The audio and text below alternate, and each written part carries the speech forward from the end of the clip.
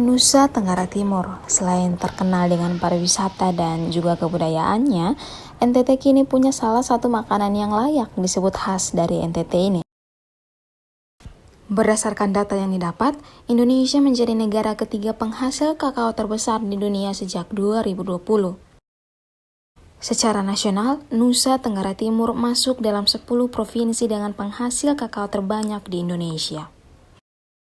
Untuk itu, kali ini kita akan menyambangi pabrik coklat yang ada di Opura, Kota Kupang, Nusa Tenggara Timur. Aroma coklat menguar ketika menginjakkan kaki di pabrik coklat Gaura siang itu.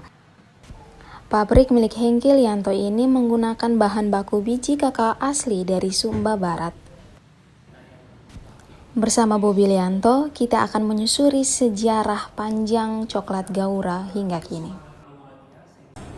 Jadi ini yang memulai kan Pak Hengki Lianto adalah ayah saya. Ya, kalau saya tahu dari beliau. Jadi sebenarnya semangat yang beliau mau lakukan, karena pada waktu itu banyak sekali kita punya TKI ilegal dari Belu, dari Malaka, dari Sumba itu pergi ke Malaysia untuk bekerja perkebunan. Dan ayah saya Pak Hengki Lianto ini adalah seorang kontraktor pensuplai pembibitan kakao kopi di NTT. Kemudian beliau kemudian tertarik untuk berinvestasi di perkebunan kakao. Papa saya dengan semangatnya, karena waktu itu mengatakan bahwa dengan membuat perkebunan, ya ini menyerap seluruh tenaga kerja kita yang dipakai di Malaysia. Nah, perkebunan kakao ini sudah dimulai oleh Pak Hengki 28 tahun yang lalu, dan dengan luasan total 1000 hektar terbagi atas dua kabupaten, satunya di Sumba seluas 815 dan satunya di Kabupaten Malaka yang terbagi atas dua, yaitu 185 hektar. Dan melewati banyak tantangan, krisis dan lain-lain. Ada 3 hal penting pada saat hama belalang kumbar Sumba Timur itu ya.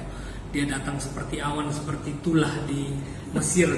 Saya waktu nyetir mobil, mereka bilang stop, rem. Saya pikir apa? Saya lihat begini awan hitam. Bunyinya dari saya buka kaca bunyi. Mereka bilang tutup kaca. Kita tutup kaca semua. Begitu tutup kaca, mereka lewat, bunyinya begini. Mereka tabrak kaca-kaca. Tutup. Setelah dia lewat, itu tanah kita nggak bisa lihat apa-apa. Tertutup dengan belalang semua. Nah, di kebun sebelah perkebunan kita ada kampung yang punya kakao juga. Dan itu dilibat habis mulai dari daun sama buahnya sampai jadi pohon kering aja. Nah, ceritanya anginnya menuju ke perkebunan kita. Kemudian papa saya meminta untuk semua kita berpuasa dan berdoa. Dan semua berlutut berdoa, berpuasa untuk minta supaya belalang ini tidak masuk di perkebunan kita. Tapi apa yang terjadi? Ternyata perkebunan ini belalangnya masuk juga. Begitu belalang masuk, ya beliau sempat berpikir bahwa ini habis investasinya. Ternyata mujizat terjadi. Apa yang terjadi? Belalang ini tidak memakan satu buah atau bunga pun dia tidak sentuh. Bahkan dia hinggap di pohon kakao, tapi dia tidak makan satupun buah daun kakao. Yang dia makan adalah rumput-rumput liar, yang dimana kita itu harus bersihkan rumput itu, tapi dia datang bantu untuk bersihkan rumput itu. Nah, setelah itu sebagiannya pulang dengan teratur, sebagiannya mati menjadi bau di tanah itu. Tetapi ternyata waktu dia mati ini jadi pupuk. Pada tahun itu adalah produksi tertinggi yang pernah ada di perkebunan kita, karena dipupuki oleh belalang yang begitu banyak. Tahun 2000 itu Malaka tertutup, dan waktu itu sekitar 137 orang meninggal. Nah, waktu itu papa saya juga sudah stres juga, pikir sudah selesai semua, dan kita takut kita ada ratusan juga karyawan di sana dan keluarganya. Begitu masuk di kebun, ternyata apa yang terjadi? Karena daerah di sana gundul, maka banjir itu membawa semua orang. Tetapi sampai di perkebunan kita, itu seperti saringan karena semua banyak pohon. Jadi banyak orang terselamatkan waktu air lewat dan mereka bisa peluk pohon. Mereka naik ke atas pohon, mereka selamat. Dan waktu ditemukan di tempat kita, itu tidak ada karyawan yang meninggal satupun. Mereka semua selamat, bahkan orang kampung juga ada selamat karena masuk ke kebun kita. Itu yang pertama. Kedua, banyak hewan-hewan mati masuk di dalam kebun dan membawa unsur hara setebal ini. Dan tahun itu juga terjadi, perkebunan itu terjadi panen raya terbesar.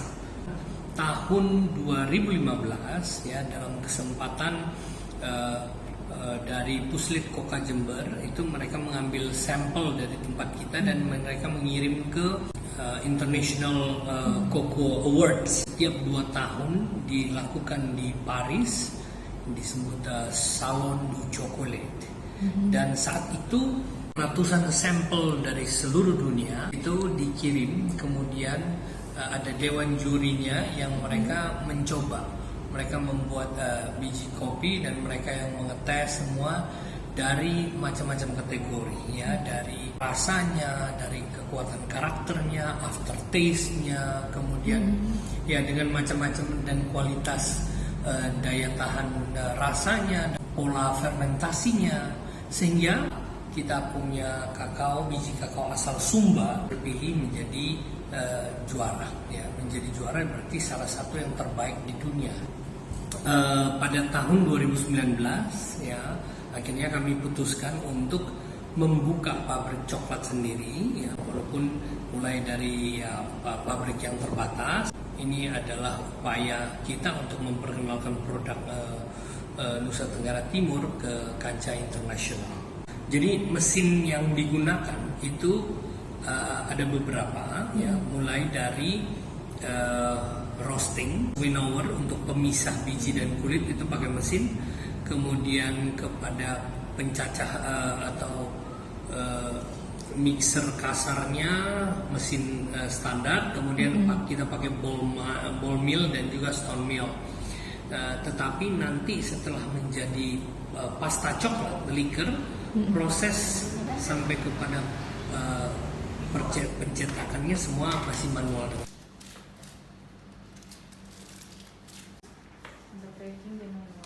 Tahun 2019 kami melaunching coklat tersebut. Nah ini kita punya 13 jenis. Kan dasarnya itu ada 3 ya, ada Moringa coklat atau coklat kelor, dark coklat dan juga milk coklat. Kemudian pengembangan ke-12 itu dari 3, dan setiap produk kita menambahkan nama daerahnya. Karena kita punya satu tujuan, yaitu mempromosi daerah kita Nusa Tenggara Timur. Jadi kita akan tulis di situ milk chocolate with Alor Kanarina. Kemudian kita sebut milk chocolate with Sumba cashew nut. Kemudian kita juga bikin dari rote, ya, dark chocolate with rote palm sugar, sopi and raisin. Di kismis kita rendam di dalam sopi sehingga ada sensasi sopinya sedikit. Kemudian kita masukkan di dalam dark chocolate.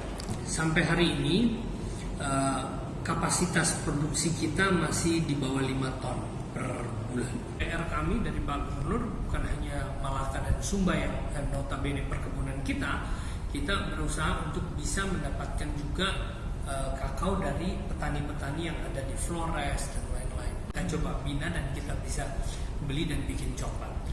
Dan harapan kami kami mau bisa mengajarkan mereka sendiri itu bisa membuat coklat. Untuk setiap perjalanan panjang dan kerja keras, coklat Gaura memang layak disebut sebagai makanan khas NTT yang pantas untuk diberi dukungan dari masyarakat NTT.